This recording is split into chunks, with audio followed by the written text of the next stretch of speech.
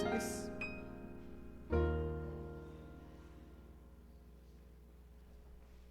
Ito yung ngayong gabi yung ating magiging lesson. Magugulat kayo dito sa chapter 18 from verse 7 hanggang 15. Okay, buksan natin ang mga Bible sa ating kaya kung mas maganda mag-advance kayo. Total yun naman po ang prayer meeting natin, yung Psalms, kasi puro ito prayer.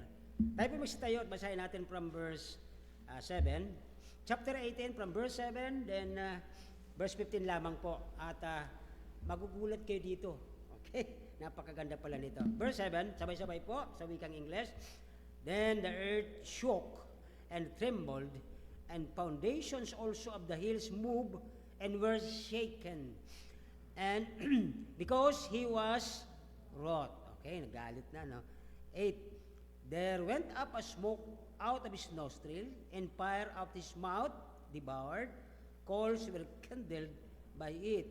9. He bowed the heavens also and came down, and darkness was under his feet. 10. And he rode upon the cherub, and did fly, he did fly upon the wings of the wind. He made darkness, his secret place is pavilion round about in dark waters and thick clouds of the sky. Minsan ang bagyo akala natin ay masama, di ba? Nung panahon, bago tayo mag-pray, nung panahon po pag nagbabaha, pagkatapos ng sobrang lakas yan, ang inaabangan namin unang-una yung mga umaanod na nyog. Pangalawa, panggatong doon sa mga rivers. Malalaking panggatong, mga troso yan.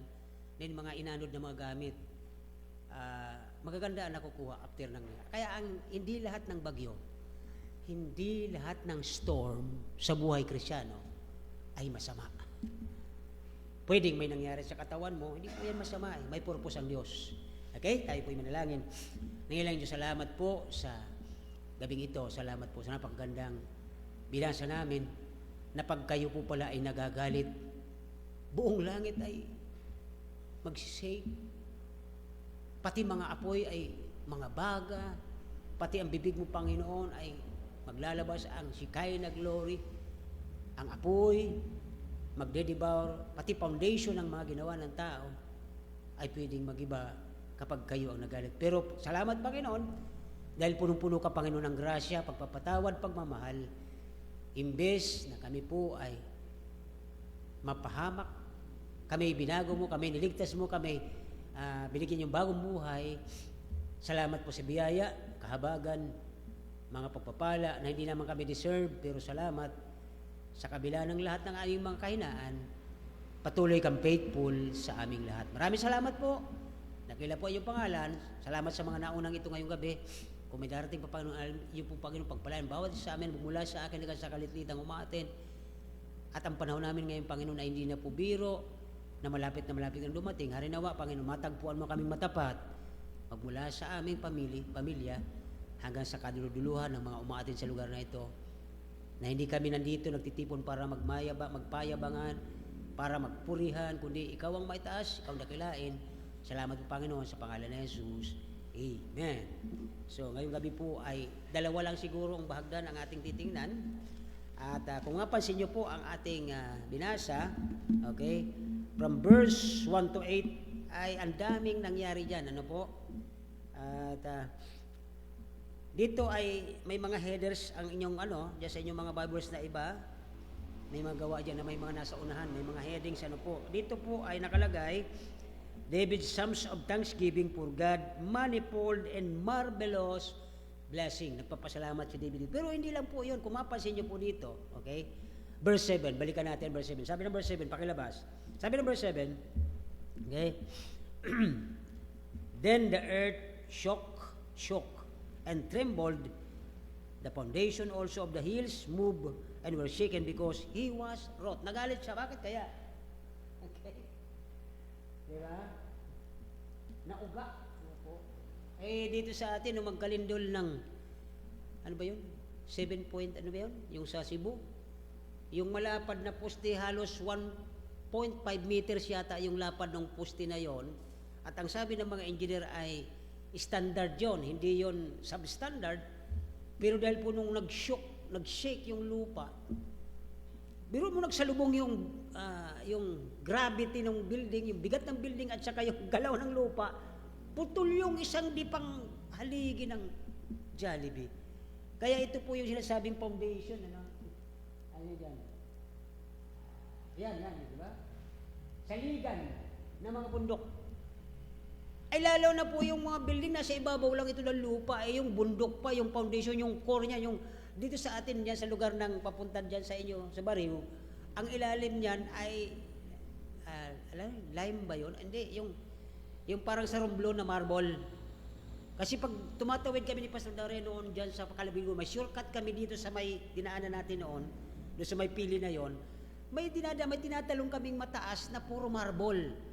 So therefore, yun ang foundation ng bundok na yan dyan. Pag yan dinurog, at dinudurog na nagagawa ng simento, kasi limestone yata yan, hinahalo sa simento, pag yan ay napatag, ang foundation automatic.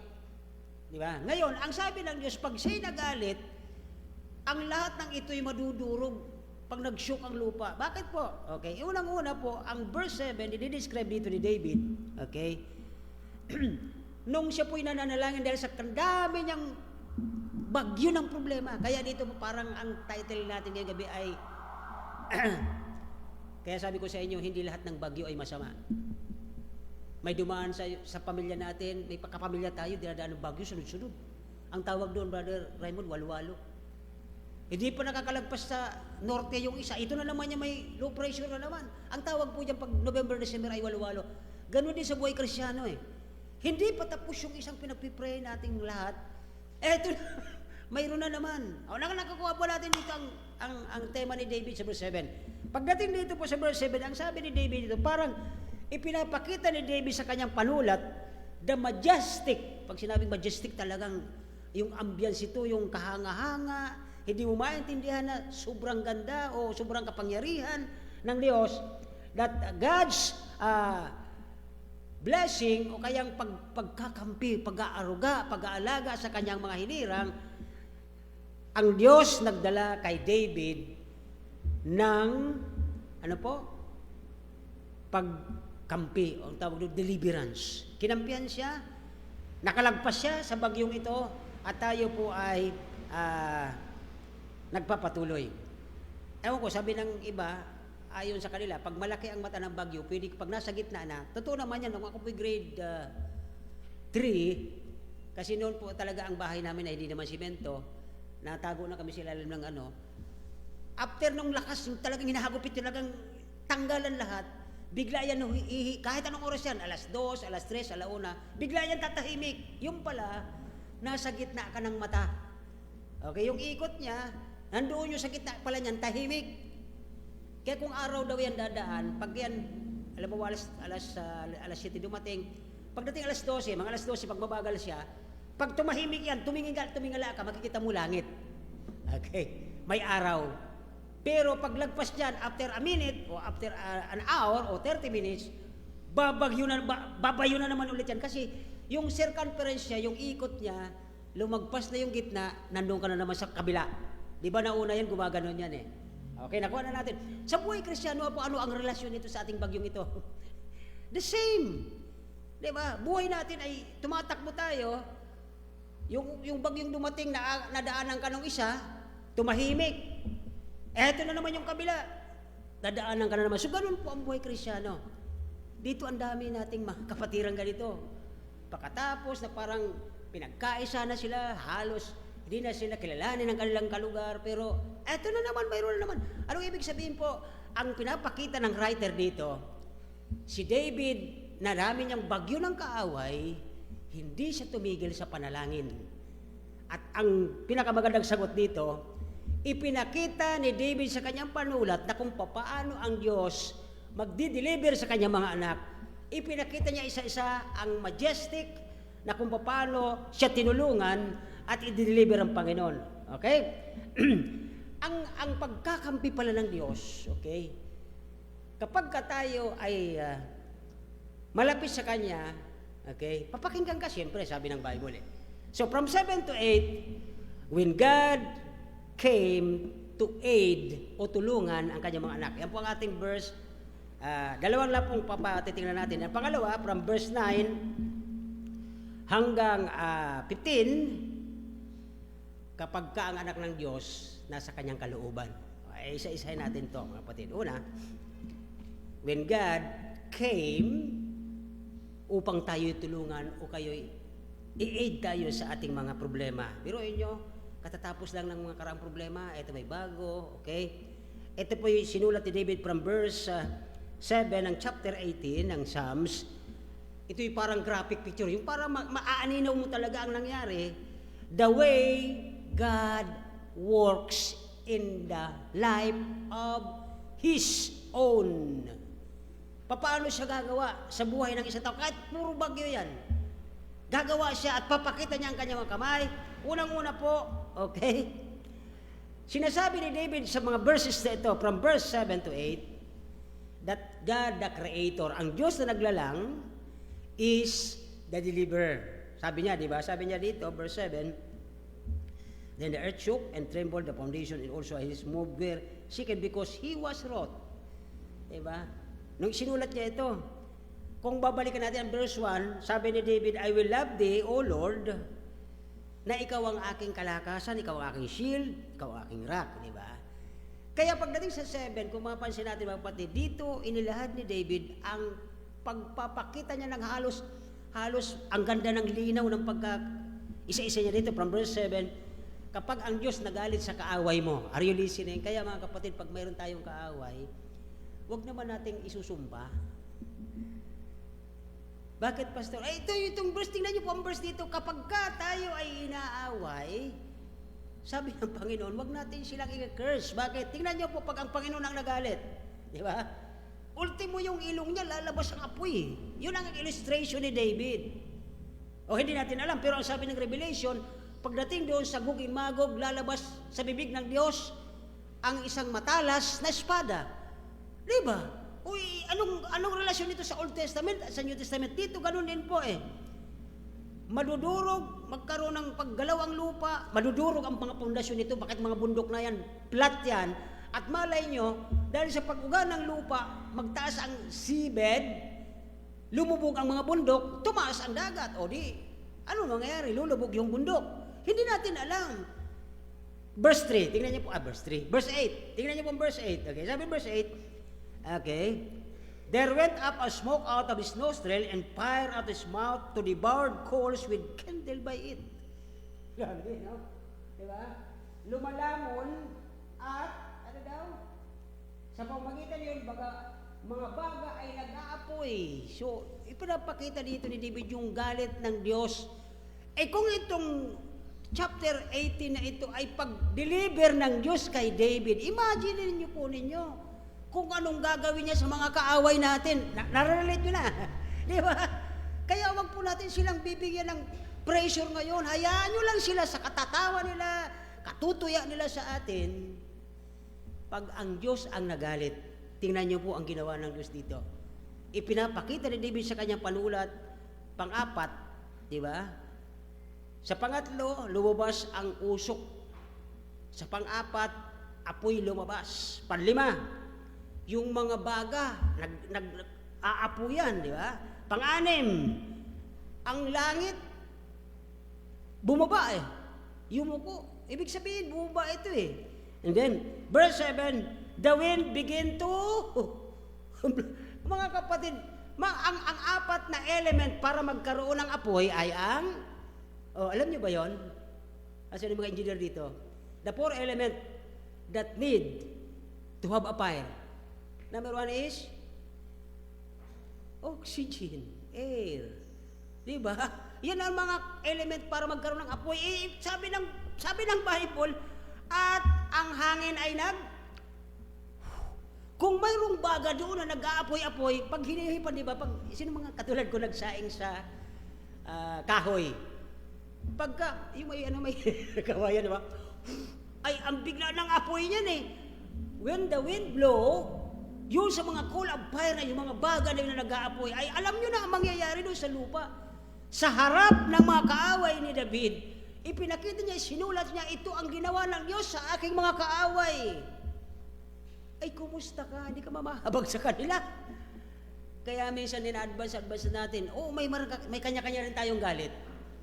Pero ang lagi nating ipapractice, love your neighbor as you love yourself. Huwag na yung enemy.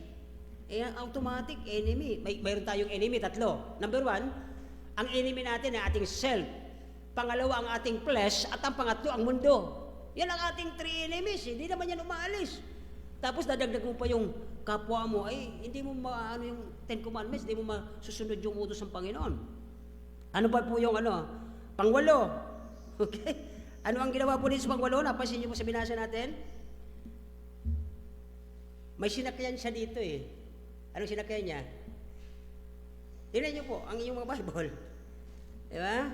For God was coming on the wings of the wind. Sumakay siya sa cherub dyan eh. Diba?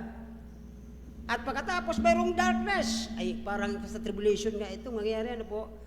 And dark water, thick clouds. Pero mayroon po ano dito nakita. May nabasa akong isang commentator, sabi niya, hindi ko mo ibig sabihin yung clouds ay sobrang itim, ay bagyo. Minsan pala may mga lugar na hindi na po nag-uulanan, at pag ito ay nagbaba ng ulan, blessing pala to sa mga magsasaka. Na yung hindi na sila nakakaroon ng kahit ulan, nung nag-ulan ito at bumagsak, nagkaroon sila ng bunga, nagkaroon sila ng ani, nagkaroon sila ng giving, nagkaroon sila ng worship, ang dami sunod-sunod pala ito eh. Kaya, thick cloud, hindi ibig sabihin lahat ng itim ng langit ay bagyo sa buhay natin, kundi may dala pala itong pagpapala. Di ba ang kanta, count your blessing? Name the one. Pakilabas yung kinanta kanina ng Through It All sa 3rd stanza. Tingnan natin to. Ang ganda kanina, sabi ko tama-tama yung pinakanta eh. Ilabas mo yung 3rd stanza ng Through It All. Tingnan natin ha. Andun lahat yung ating binabanggit dito sa chapter 18. Through It All. Third stanza. Ilabas mo kanina. Yung kinanta natin. Andiyan pa ba? Wala na? Ayan na? Ayan. Verse 3. Ito. So thank God for the mountains, thank God for the valley, for the... Ganda nung awitin na yun kanina. Sabi ko, eksakto Apakabuti ng Diyos, mga kapatid. Yung storm na yun, alam nyo, hindi lahat ng storm masama. Tingnan nyo pong pagkakanta. Diba? He's brought me through, for it I never had a problem. Diba? Diba? How would I know my God could? Diba? Paraan pala ng Diyos yun eh. Diba? At pagkatapos, how would I know that my faith in my God could do? Sabi ko, sakto ang inawit. Ang ganda. Kaya dito po ay ipinakita ni David ang graphic design. May computer na pala. Habang sinusulat niya, visual mo eh. Kitang-kita mo ang sa verse 10. Tingnan niyo po ang verse 10, okay? Isa pang maganda rito, verse 10, pakilabas mo. Isa pang in-emphasize ni David ang verse 10. Okay? Kasi doon sa verse 8, ang violent dito na nag-aapoy, yung umuusok ang ilong sa galit. Ano pala ito? Ito pala ay Middle Eastern na kasabihan o method of expressing fierce wrath. Yung galit na galit ka. Doon pala ito natutunan sa mga Eastern, sa mga Muslim, kasamahan na nila dyan eh. Kapag na-experience sila na sobrang galit, okay, umuusok ang ilong sa galit. Kaya dito sa Pilipinas, uusok ang ilong nun sa galit. Di ba? Ganun ang ating expression. So, yung breath from the nostrils ay strong emotion. Sa verse 10, okay, verse 10, and he rode upon a cherub and did fly, he did fly upon the wings of the wind. Okay, ano bang ini-emphasize ni David dito mga kapatid? Sa tingin ninyo? Okay? Ang pinag-uusapan dito si David, tinulungan, idiniliver ng Diyos. Ay bakit sumakay ang Panginoon? Kung papasanin niyo po, kung ulit-ulitin yung basahin, saka ko lang ito naintindihan eh. Diba? Ano to?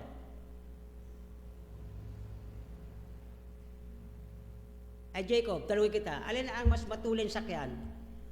Vapor o ang eroplano? Bisikleta. Ah? Aeroplano. Bakit po? Lumilipad eh. Yung fly dito speaks kapag tayo pala ay inaapi. Nakikinig po ba kayo? Kapag tayo pala ay dumadanas ng bagyo, yung unang bulusok ng bagyo, kasi umiikot yan, unang lakas, ito ka, ang lakas yan. Tatahimik, nasa gitna ka pala, nasa mata ka ng bagyo, tahimik ka. Lord, thank you, sinagot po na, maya-maya, dyan na naman. Shhh! Kasi nasa kabila na. Yun ang buhay ng Kristiyano. Yan ang cycle ng Kristiyano. Kaya ang ating prayer, Lord, huwag niyo kaming pabayaan. Eto po, ano ang sagot ng Diyos? And live, fly, upon the wings of the... Mas mabilis ang sagot ng Panginoon. Sabi ng Luke chapter 18 verse 7, immediately, sasagutin ng Diyos ang ating mga kahilingan. Hindi ko tayo papatagalin mga kapatid sapagkat napaganda nito. Naibigay ko na sa inyo ang unang punto. Ito ang pangalawang punto. Pastor, totoo ba yan? Sasagutin talaga ng Diyos? Yes, pero may requirement. Hindi tayo basta sasagutin. May requirement ang Bible. Okay? So, dito po ay si David, ang terminology na ginamit ni David dito, ini-emphasize niya the judgment of God. Oh, di ba yung mga young people natin pag nag-social winning sila, God is patas. Ano pa? Ang Diyos ay ano? Oh, di ba? Hindi siya po pwedeng kakampi. Patas siya. The judgment of God. Tapos, since the judgment of God is directed against the enemy, hindi naman tayo papalayo ng Diyos kasi kung tapat ka at obedient ka, nakikinig ba kayo? Hindi madali ang magpa-member, hindi madali ang maging church member. Sasabihin ko sa inyo yan. Pero may requirement ang Panginoon. Nakatuon dito, ini-emphasize ni David, ang sinusulat niya, against the enemy of David. Bakit po? Kasi deliverance nga pinag-uusapan sa kanyang panulat, di ba? Paano siya na-deliver? From verse 1 hanggang verse 6, sabi niya, I will love thee because you are my strength, you are my rock, you are my shield.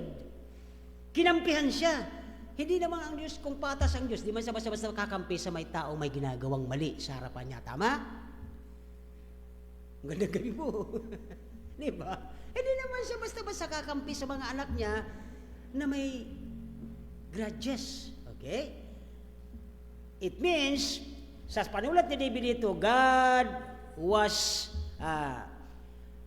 giving victory kay David, yung kanyang mga sobrang lakas na, katulad ng hari, biruin mo, kalaban mo hari, hindi mo kaya yun eh. Against those who hated David. Verse 16 and 17, yung po ang kanyang makaaway, tingnan lang natin saglit. 16 and 17 ng chapter 18, verse 16 and 17. Tingnan po natin ito. Okay? Ayan, di ba? Siya'y nakaabot mula sa itaas, kinuha niya ako mula sa maraming tubig, ay sinagip niya ako. Yung tubig, yung mass of people. Pag sinabi kasi sa Old Testament ng tubig, tao. Nung si Peter lumakad, di ba? Yung water speaks of people. Launch into the deep, sabi kay Peter, di ba? Lumangoy siya. So, ibig sabihin, nagpagamit siya sa Diyos at punta sa, sa verse 17, siya'y nakaabot, iniligtas niya ako sa aking malakas na kaaway, yung hari, di ba? Yung kanyang anak, prinsipe. At sa mga napupot sa akin sapagkat siya'y napakalakas para sa akin. So yun po ang kanyang ipinakita ni David doon na ang Diyos ay nagbibigay ng victory kay David against sa kanyang strong. Magtanong tayo ngayong gabi sa ating sarili, sino ba ang strong na kaaway ko? Di ba? Pwedeng ang sarili mo may strong will ka. Hindi pwede sa akin yan. Di ba? May strong kang kinakapitan. Sino bang strong sa buhay mo na kaaway ng Diyos? Malamang madalas sa ating mga young people, ang nagiging kaaway ng Diyos sa kanilang sarili ay ang kanilang strong will. Hindi ko pa kailangan ng Diyos, bata pa ako Pwedeng ganyan kasi strong enemy yun Ang strong enemy ng isang tao ay ang kanyang sarili. Number 2 na tayo, at dito na po ako magtatapos. Okay? Ito po ang pangalawa. Una, ipinakita ng Diyos kapag siya ay kumakampi sa kanyang mga mahal na anak, lahat gagalaw, pati mundo, pati bundok, pati tubig, papakilusin niya for His purpose. Para may matutunan tayo. Ito na po number 2. Okay? Una, ang Diyos ay, when God came to aid His children, kapag lumapit ang Diyos sa atin para tulungan tayo, lahat ng bagay, magkakaisa, katulad kanina, naging sa amin, ano na kami, desperado na kaming dalo, uwi na kami. Ay, may prayer meeting pa. Alam mo, yung mama nagkusa. Ay, wait lang po. Gagawa tayo ng paraan. Hanap siya. Punta doon sa may number 7, hiram siya ng charger. Dala-dali yung cellphone ni Mrs. May charger po kayo ganito. Yung ano po, kable. Kasi mayroon ako doon. Wala talaga eh. Pagdating niya doon sa tabi namin, o sige po, ganito na lang.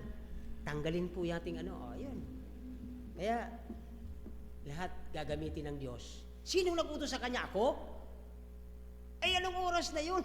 Pauwi na rin sila. At ang pila, ayan, napakahaba. Mga kapatid, kapag tayo ay lalapitan ng Diyos para tulungan, ultimo isda, kakausapin niya. Alam niyo ba yun? Ultimo, kakausapin niya, sister. Papatunayan ko niya sa'yo mamaya. O walang kayo ma-open, ha? Kinausap niya lahat. Mabuti pa yung mga yun nakakausap niya, ang mga anak ng Diyos. Diba? Sumusunod kaya? Ito na po, number 2. Di na tayo patagalin kasi magpipray tayo. Number 2, when the child of God is in His will, kapag ang anak ng Diyos nasa kalooban niya, okay, all nature works for Him. Alam niyo ba yun? Kaya kanina experience namin, purihin ng Diyos. Una po, okay, lahat gagamitin niya. Doon sa una, from verse 7 ng pinakita ni David ang graphic arts. Yung, kala mo may ganito, may screen. Andun lahat, biruin mo, nagalit ang Diyos, umusok, may lumilipad, may cherubim, lahat. At dito po, okay, kapag ka naman ang kanyang anak ay out of His will, pag wala sa kalooban ng Diyos, ano kaya? Di ba? Everything works against Him. Okay, magkukonclude na po tayo dito. Okay? Sino po ang pinaka-number 1 na madalas nating naaalala pagdating sa against sa kalooban ng Diyos? Sino pong pangalan? Sino? Akala kayo, Bible character, Old Testament, pinaka, number 1, notorious pagdating against sa kalooban ng Diyos. Sino? Si Jesus. Dinig ko Jesus. Wala namang Jesus dito. Sino? Alam na ng lahat po yon, di ba? Alam nyo, remember, Jonah. Okay? Si Jonah, tumakbo, papalayo sa gusto ng Diyos. Okay? God, tinutusan siya, pero naging disobedient siya. Ano ba nangyari? And Jonah flee from the presence of the Lord. Yun ang prayer ko sa ating mga kapatid na lumatalikod at lumalayo. When you flee from the presence of the Lord, automatic yun eh. Now ito po, anong nangyari? Nung sabi niya, dito ka pumunta. Ginawa niya, dito siya pumunta. Number 1 na napansin natin, nakita natin na pangyayari ay anong unang nangyari? Nung siya po'y tumakas, nagkaroon ng bagyo, storm. Ang binanggit niya from 7, 8, 9, 10, nandoon eh. Hangin, sumakay siya, nagdilim ang langit, nagkaroon ng darkness, parang babagyo eh, di ba?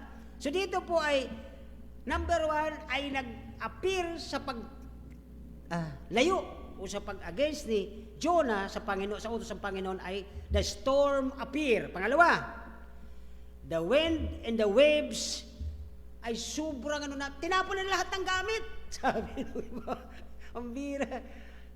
Wala talaga, hindi tumitigil. Alam nila ang ganong sitwasyon eh. Kaya sabi niya, ako na itapon niyo. Di ba sabi niya? Pangatlo, yung kanilang bangka, para ng styrofoam, na itapon na lahat ng mga gamit, ay ganun pa rin yung bangka nila. So imagine natin kung buhay natin yung bangka na yon at wala ang Panginoon, di ba? So, even the mariners, di ba? Pati nga yung mariners, natakot na sila, pero ang maganda roon, yung mga tao doon, naligtas, naniwala sa Diyos. Huy, totoo pala ang Diyos mo eh. Bakit ka kasi nananahimik? Di ba? O, naintindihan na natin mga kapatiran, na imbis na magtahimik ka, ipakilala mo ang Diyos mo kung sino at makapangyarihan sa buhay mo. Hindi yung tatakot-takot tayo. Sabi dito, ay yung mga mariners mismo ay nag-alala at sila po ay nag-worried at ang ibig sabihin, naging na-pride sila at nung nalaman nila siya pala at tumigil ang bagyo, sabi, biruin mo, makapangyarihan ng Diyos mo. Naligtas sila noon, nung time na yun. Ulitin yung basahin po yun. At isa pa, pagdating sa chapter 4, yun yung sinasabi ko sa inyo eh. Pag nasa kalooban ka ng Diyos, di ba? Lahat gagamitin niya. Bulkan, lupa, tubig, pero against. Tingnan niyo po, isang araw sa chapter 4, nung sabi niya, akala niyo kayo mga ninibihan kayo ha? Pagsasabihin ko kayo na magsisindi, kaaway ko kayo, dapat mamatay kayo bukas, uulanan kayo ng asopre at apoy, mamamatay kayo. Ang ganda ng pahinga niya doon sa ano yun, gourd ba yun, di ba? Ang laki kasi ng dahon noon. Eh medyo bawas ang buhok noon. Sabi niya, bukas, uulanan ng apoy, hindi ko kayo pagsasabihan na magsisi kayo, hindi ko kaklasmate ko, hindi ko nagsasabihan na manahulog ko sa impyerno, bahala ka dyan. Maya-maya, sabi ng Panginoon, ganun ba? Ayaw mo talaga? Nagpadala siya ng, ano yon? Ano? Akalain mo within 30 minutes, yung malago na yung dahon na shade niya, biglang naubos, at siyempre manipis ang buhok, ay sobrang init, reklamo na naman siya. Ano pang sumunod doon? Okay? Pagkatapos nung worm, yung gourd, anong pinakahuli? Dahil against, dahil ayaw niya sa kalooban ng Diyos, ayaw niyang sumunod sa Diyos, ano po ang pinakahuli? Ano ang pinakahuli?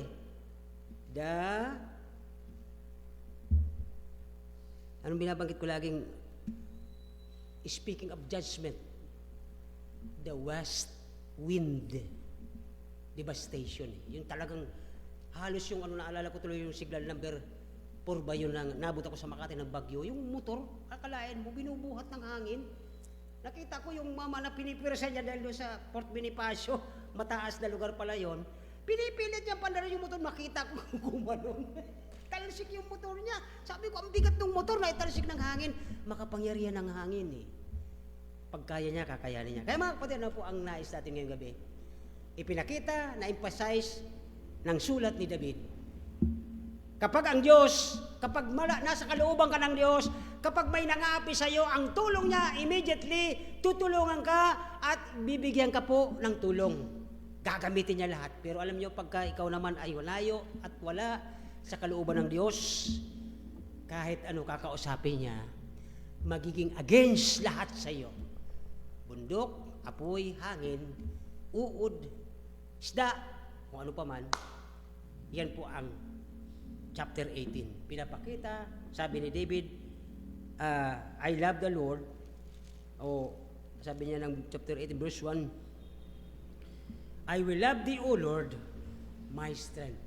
Ang tanong po ngayong gabi, mahal niyo ba ang Panginoon natin? Amen. Kaya mahirap po. Minsan, akala nila, wala naman nangyayari sa akin. Umalis na ako doon. Pinabayaan ko na yung aking ministry.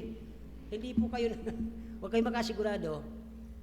Ulitin yung basahin po yan, chapter 18. From 7 to 15, pinakita ni David, kapag ang Diyos, mahal ka niya at faithful ka, at nagagawa mo ang kanyang utos, sige, kakampihan ka niya. Lahat gagamitin. Pero naman, kapag ka against ka sa loob ng Panginoon, kanyang will, gagamitin niya rin lahat. Wala rin. Kaya tayo po isumayo at tayo manalangin. At hingin natin po ngayong gabi ang ating mga panalangin. Harinawa, kalooban ng Diyos na ito po'y masagot.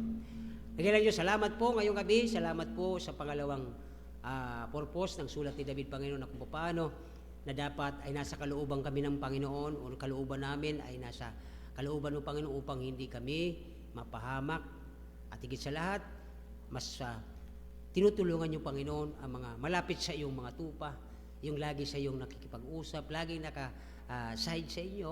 Salamat po sa gabi ito sa bawat isa nakarating. Salamat po sa mga hindi nakarating. Pagpalaan niyo rin po sila katulad namin. I-bless po ang lahat ng ito kang bawat na natutunan namin, mai-apply namin. Pangunahan niyo po kami, kayo maitaas sa lugar na ito. Lord, tulungan niyo kami sa aming mga pangangailangan araw-araw. Higit sa lahat sa mga members namin, Panginoon, mga hanap buhay nila. Maraming salamat po sa pangalan ni Jesus. Amen.